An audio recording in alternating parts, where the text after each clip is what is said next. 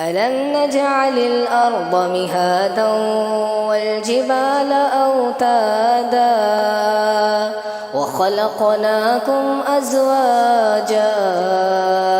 وجعلنا نومكم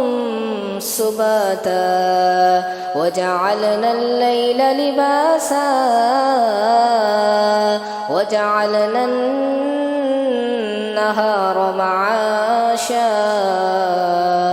وبنينا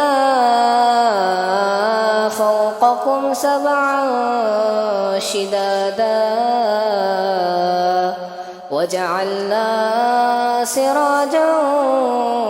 وهاجا وأنزلنا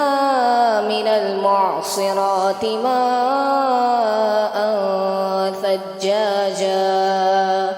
لنخرج به حبا